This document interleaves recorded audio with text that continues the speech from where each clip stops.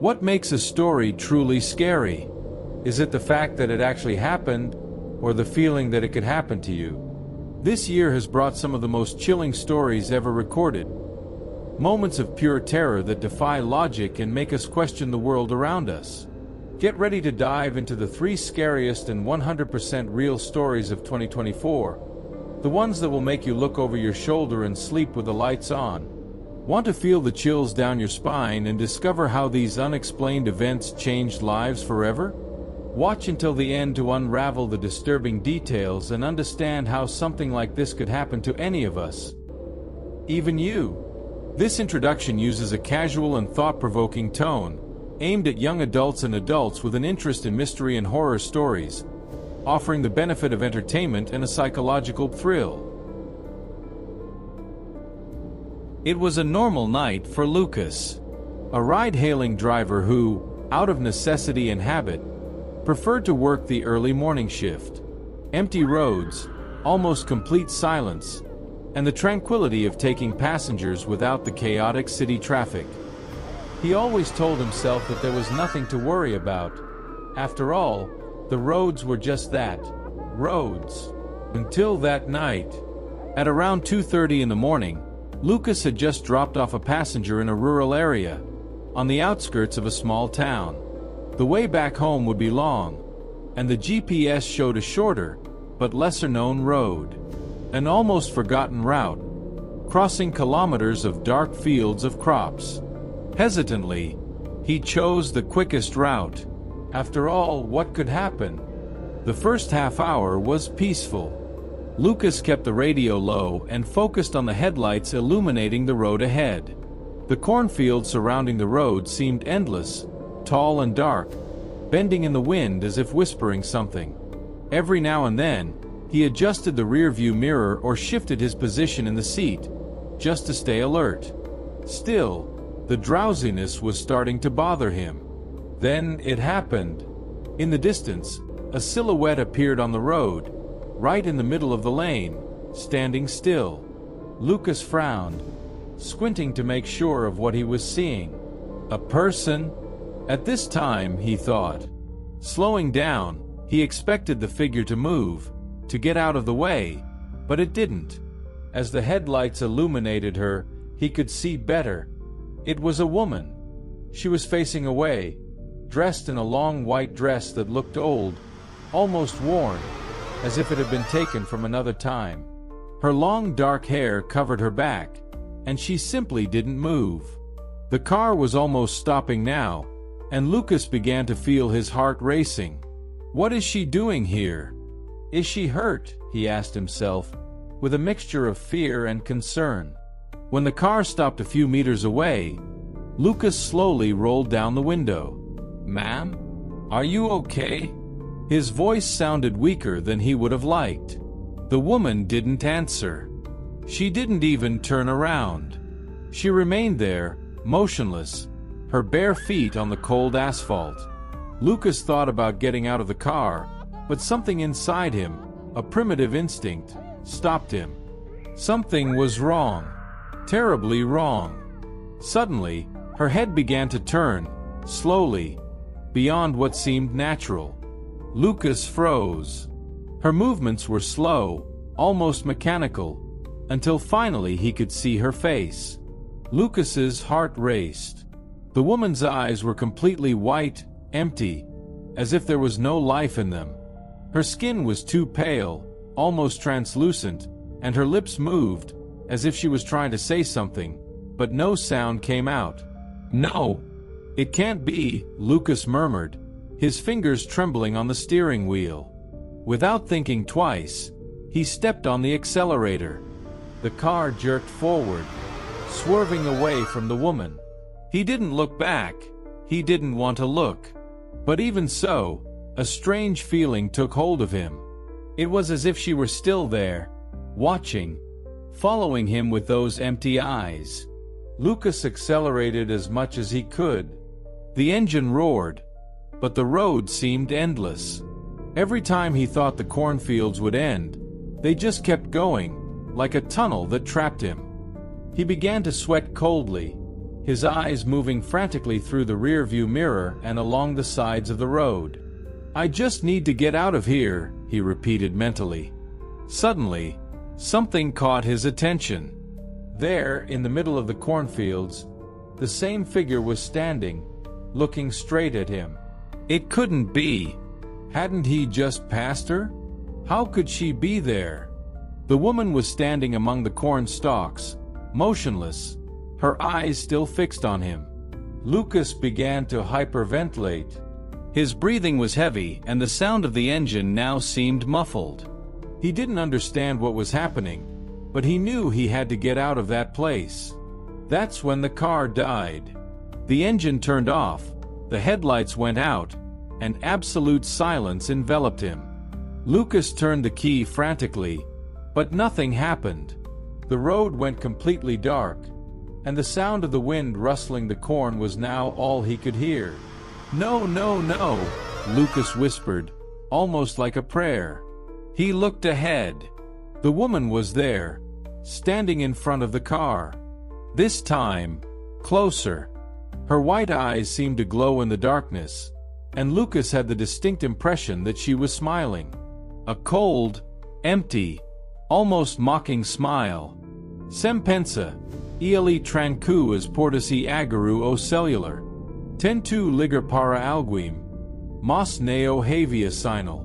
Era como tivesse sido engolido por outro mundo.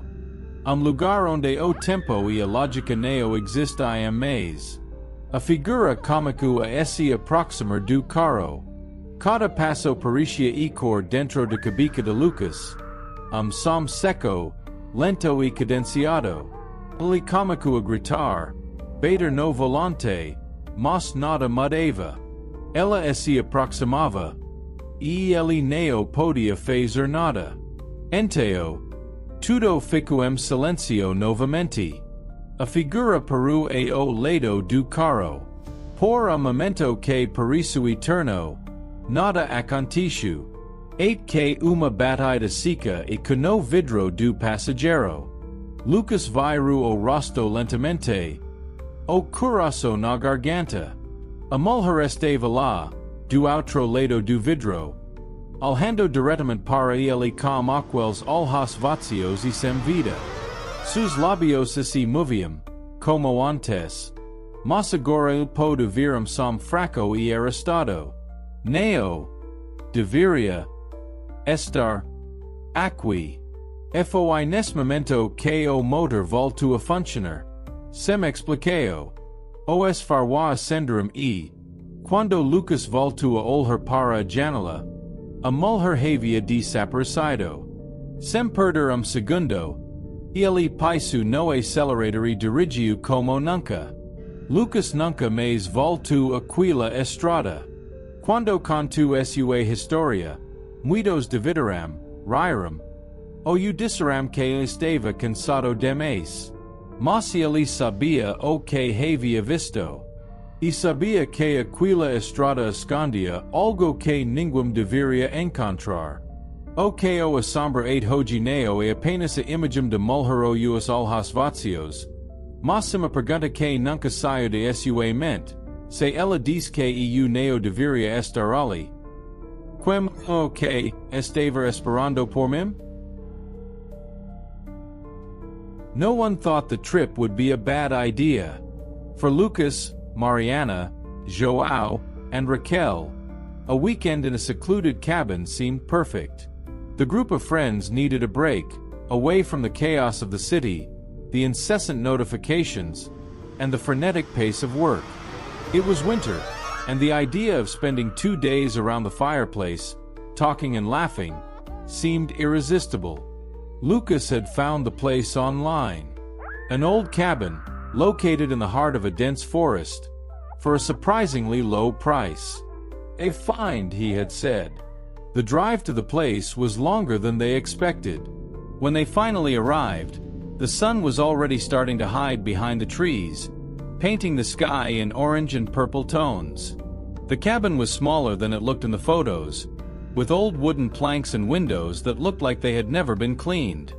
There was no sign of neighbors or any life nearby. The silence was absolute, interrupted only by the rustling of the trees in the wind. "Looks like we're going to have an authentic experience," Joao joked, as he carried his bags inside. Inside, the cabin had an even more rustic feel.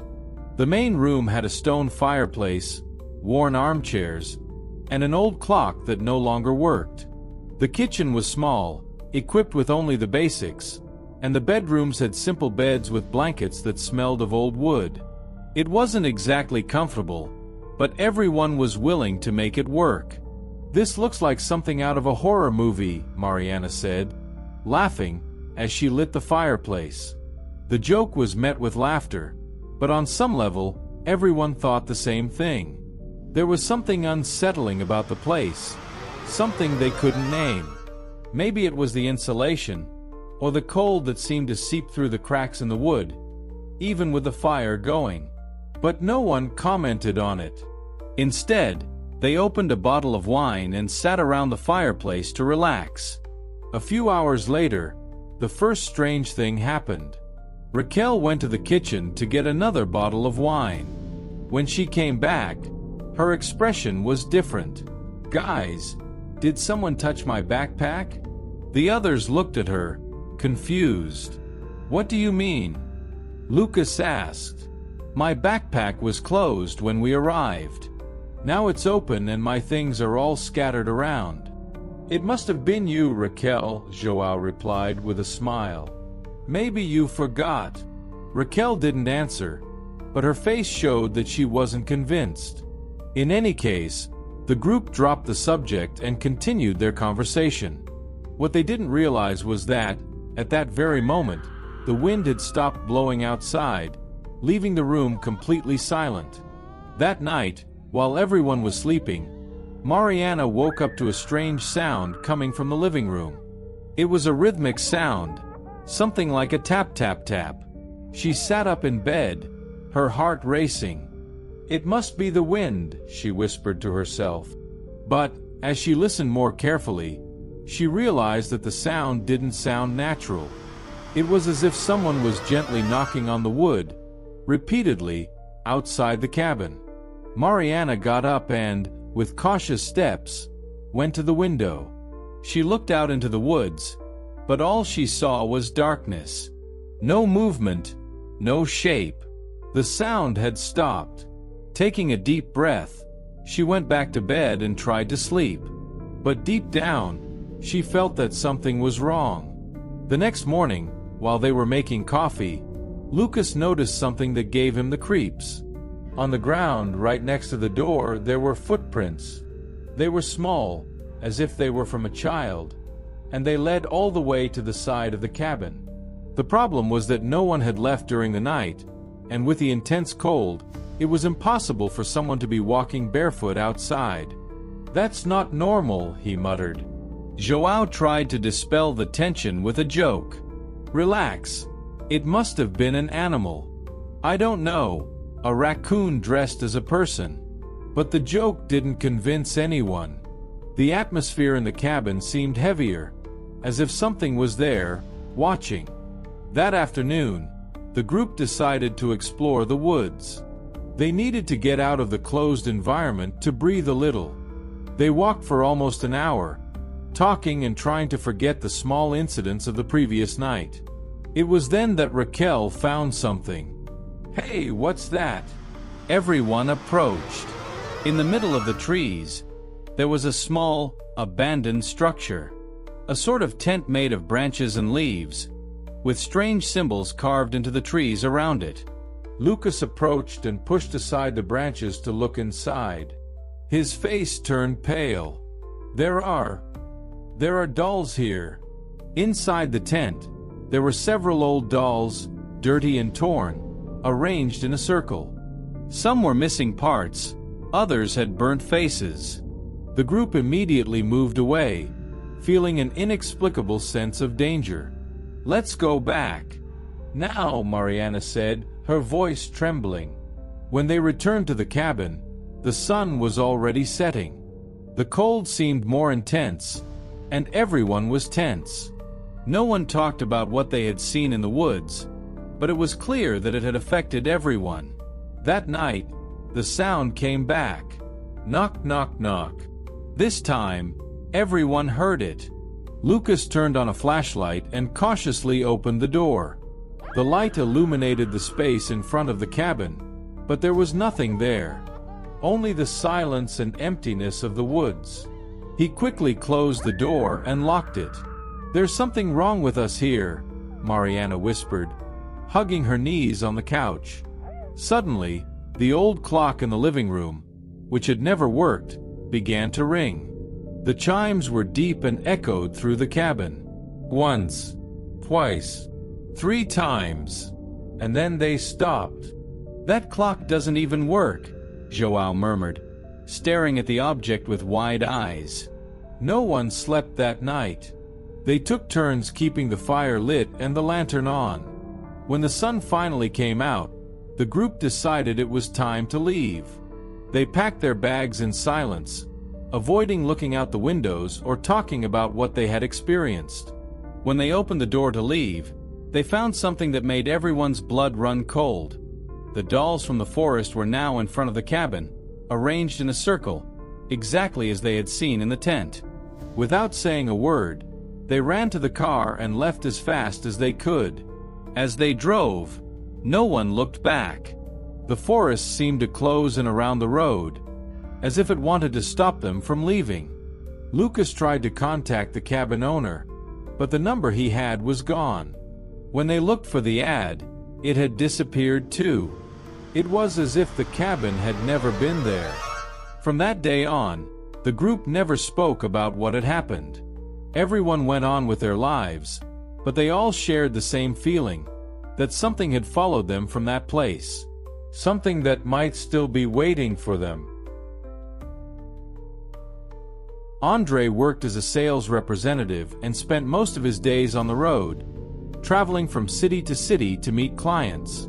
He was used to the solitude of hotels, the quick meals, and the quiet nights in temporary rooms. It was part of the job. There was nothing scary about it, at least until that week. It was a rainy Wednesday when Andre arrived in a small town in the countryside. He had scheduled some meetings for the next day and needed a place to spend the night. As always, he chose a simple hotel, the kind that doesn't have great luxuries, but offers the basics: a comfortable bed, hot water, and silence. The place was called Hotel Mirante, an old but well-preserved building. "A room for one night, please," Andre said to the receptionist, a middle-aged man with thick glasses and a tired expression. "Of course, sir. Room 305, the man replied, handing him the key. Andre went up in the elevator, smelling a faint smell of old wood mixed with cleaning products. When he opened the door to room 305, he found exactly what he expected: a double bed, a small table, an old TV, and a bathroom with worn tiles. The window looked out onto the back of the hotel, where all he could see were trees and a gray sky. After a quick shower, Andre ordered dinner from room service and decided to get some work done. He sat down at the table, opened his laptop, and started checking his emails. It was then that he noticed something strange. A strong, sweet smell filled the room. It wasn't the smell of food or cleaning products. It was something denser, almost rotten, like flowers left out in the heat for too long. Andre wrinkled his nose and looked around, trying to identify where the smell was coming from, but he couldn't find anything. "It must be all in my head," he muttered to himself. He put the matter aside and continued working. A few hours later, fatigue won out, and Andre got ready for bed. He turned off the lights, closed the curtains, and lay down on the bed. The silence in the room was absolute, interrupted only by the distant sound of rain hitting the window. That's when it started. In the middle of the night, Andre woke up with a strange feeling. He couldn't say what it was, but his body was tense, as if he was reacting to something he hadn't yet realized. He slowly opened his eyes and felt the room colder than before. The sweet smell was back, now stronger, almost suffocating. He sat up in bed, trying to push away the discomfort. And that's when he saw it. In the corner of the room, next to the armchair, there was a figure. It was a dark silhouette, almost indistinct, but clearly human. The figure was motionless, just looking in his direction. Andre's eyes widened. His heart raced and he tried to rationalize what he was seeing. It can't be. It must be a play of shadows, he whispered, unable to take his eyes off it. But when he blinked, the figure didn't disappear. It was still there, motionless. Andre turned on the light next to him in a quick movement, but the corner of the room was empty. The armchair was there, as always, without any sign of anything or anyone. He took a deep breath, feeling his heart slowly slow down. It was just a dream, he murmured, although he was too awake to believe it. Andre got up, grabbed a bottle of water from his suitcase and went back to bed. He left the lamp on, as a silly precaution, and tried to go back to sleep. But the room seemed different now. The silence was no longer comforting. It was heavy, oppressive, as if he were no longer alone there. Hours later, Andre woke up again. The lamp was still on, but now it flickered weakly, as if it had a bad connection. He turned to the other side and froze. Someone was lying next to him. It was just a silhouette, but Andre could feel the presence there, inches away from him. He couldn't move, couldn't scream. The weight of that presence was so intense that seemed to be holding him to the bed. He closed his eyes, breathing quickly, and when he finally gathered the courage to look again, the figure had disappeared. Andre jumped out of bed, panting. He turned on all the lights in the room and picked up the phone to call the front desk. The receptionist answered with a sleepy voice. "Reception, how can I help you? I need to change rooms."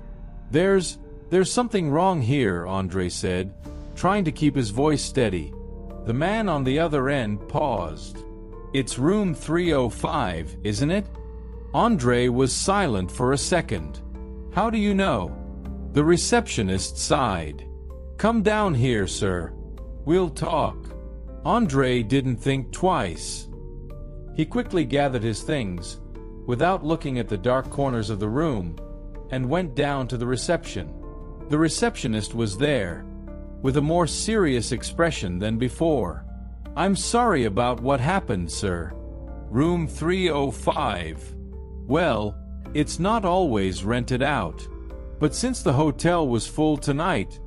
He hesitated, looking at the keys on the counter. "What's wrong with that room?" Andre asked, still shaking. "Many years ago, a woman died in that room. No one knows exactly how, but they say she never left. Many guests report the same thing. The smell of rotting flowers, the figure in the corner, the feeling of not being alone." Andre turned pale. "Why do they keep renting the room then?" "Because not everyone notices. Sometimes, nothing happens. But some people..." The man stopped, as if he didn't want to continue. Andre didn't stay to hear the rest. He asked to cancel his stay and left the hotel that same night. He drove for hours, until he found a gas station where he was able to get some rest. In the following days, he tried to forget what had happened, but the sweet smell still seemed to haunt him. Sometimes, he would wake up in the middle of the night, certain that there was someone in the room with him, even though he was alone. He never returned to that city again. He never again entered a hotel without checking every corner of the room. But what scared him most was a question he could never answer. What if the woman in room 305 had followed him? It was a cold winter night when Daniel, a truck driver, began his long journey along a deserted and remote road in the countryside. He had been on the road for hours, with the only company being the truck's headlights illuminating the path ahead and the constant sound of the engine. The radio was muted, and Daniel's thoughts were caught between tiredness and the desire to get home soon. He knew he still had a few hours of travel ahead of him, but he was used to it. The solitude and silence of the road were part of the job. The landscape around him didn't change much, only darkness and empty, lifeless fields dominating the view. The smell of wet earth mixed with the cold night air. As the clock struck almost midnight, Daniel saw what appeared to be a figure in the middle of the road ahead. At first, he thought it was an animal, perhaps a deer, approaching the road to cross. But as he got closer, the figure didn't seem to move. Daniel tightened his grip on the steering wheel, increasing his attention. As he got closer, the figure remained still, as if waiting for him. It was a woman. She was dressed in a long white dress, the fabric fluttering gently in the wind, although there was no sign of movement beyond her. What made Daniel stop and frown was the fact that the woman was barefoot, with no sign of cold in her posture. He didn't know if it was madness, but something didn't seem right. He slowed down, trying to understand what he was seeing. The figure didn't seem real, but it didn't seem like an illusion either. She was standing there, staring at him. Her face was pale, and her eyes didn't blink, as if she was waiting for Daniel to take some action. A feeling of unease began to grow inside him. Should I stop? Should I keep going, he thought, fear beginning to grow in his chest. But what disconcerted him the most was the fact that the woman didn't make any movement. She simply stared, without expressing any emotion. Daniel decided to stop the truck, although he knew it was risky. He thought she might need help. He couldn't understand how anyone could be in that place, alone at that time of night, barefoot and seemingly aimless. He turned off the engine and opened the truck door.